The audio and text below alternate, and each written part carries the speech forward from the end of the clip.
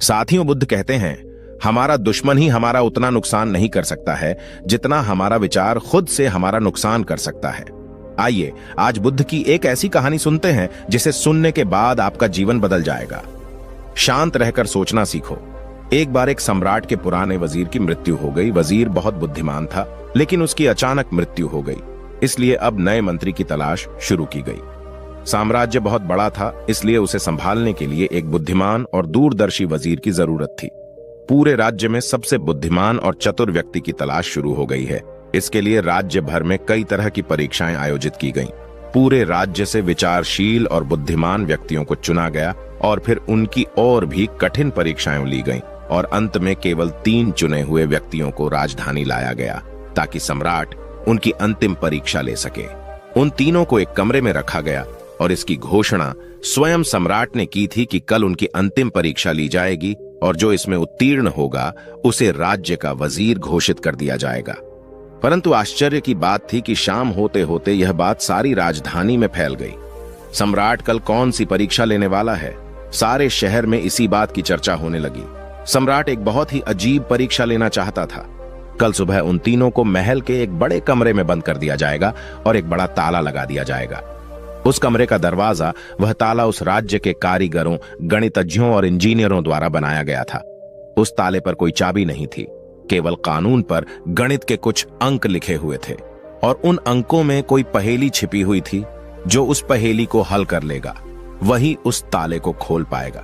धीरे धीरे यह बात उन तीनों तक पहुंच गई कि कल उन तीनों को एक कमरे में बंद कर दिया जाएगा और वहां ताला लगा दिया जाएगा। इसकी कोई चाबी नहीं है, बस उस ताले पर गणित के कुछ नंबर खुदे हुए हैं जिसमें एक पहेली छिपी हुई है। तीनों में से जो भी उन नंबरों का उपयोग करके पहेली को हल करेगा और सबसे पहले दरवाजा खोलेगा और कमरे से बाहर आ जाओ, उसे वजीर बना दिया जाएगा। यह सुनते ही 3 में से 2 बाजार की ओर भागे और ताले के बारे में जितनी भी गणित की किताबें मिल सकती थीं वे सब ले आए और उनका अध्ययन करने लगे। लेकिन तीसरी सबसे अजीब थी। वह न तो कहीं गया और न ही कोई किताब लाया और अंधेरा होते ही सो गया। बाकी दोनों ने सोचा कि शायद डर के मारे उन्होंने परीक्षा न देने का निर्णय लिया, या हो सकता है उन्हें विश्वास ही न हो कि जो खबर सामने आई है वह सच है। लेकिन फिर भी उन्होंने कोई मौका छोड़ना ठीक नहीं समझा, क्योंकि यह जीवन में एक बार मिलने वाला मौका था। वे पूरी रात जागकर किताबें पढ़ते रहे। ताला विज्ञान से संबंधित जो भी साहित्य था। जब सुबह हुई तो तीसरा व्यक्ति उठा और उन तीनों को सम्राट के सामने पेश किया गया। वहां उन्हें पता चला कि यह अफवाह सच थी।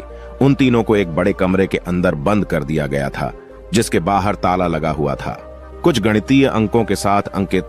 आप तीनों में से जो भी इन अंकों में छुपी पहेली को सुलझा लेगा वह दरवाजा खोल सकेगा, और जो दरवाजा खोलकर पहले मेरे पास आएगा मैं उसे अपना वजीर बना लूंगा। मैं बाहर आप तीनों का इंतजार करूंगा। इतना कहकर बादशाह चला गया।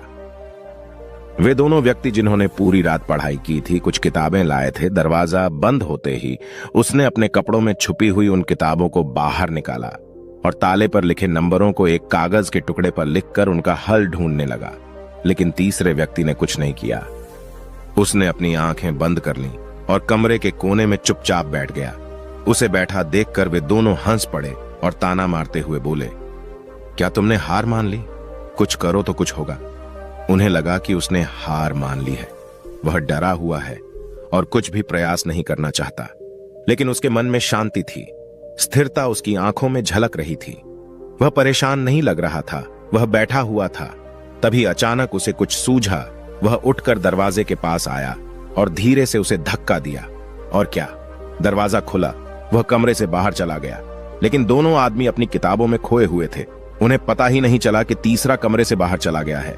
उन्हें तब पता चला जब सम्राट तीसरे व्यक्ति के साथ अंदर आए और कहा, अपनी ये किताबें बंद करो। जिसे बाहर जाना था वह तो बाहर जा चुका है। यह देखकर वे दोनों दंग रह गए और पूछा, तुम बाहर कैसे निकले? बादशाह ने कहा कि ताला तो बंद नहीं था, क्योंकि बंद ताले तो खोले जा सकते हैं। लेकिन कैसे क्या तुम वह ताला खोलोगे जो बंद नहीं किया गया है? यह आदमी आप में से सबसे बुद्धिमान है, क्योंकि इसने बुद्धिमान होने का पहला परिचय दिया है।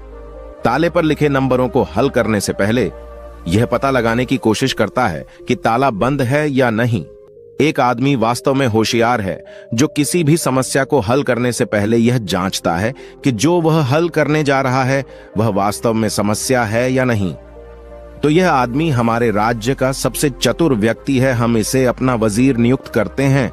तो दोस्तों, इस कहानी से यही सीखने वाली बात है कि जब भी हमें लगे कि हमारे सामने कोई बड़ी समस्या है तो घबराकर उस समस्या का समाधान ढूंढने की बजाय हमें शांति से सोचना चाहिए कि जो मैं समझ रहा हूं वह वास्तव में समस्या है या नहीं, या वास्तविक समस्या कुछ और है जो मैं अभी नहीं देख पा रहा हूं।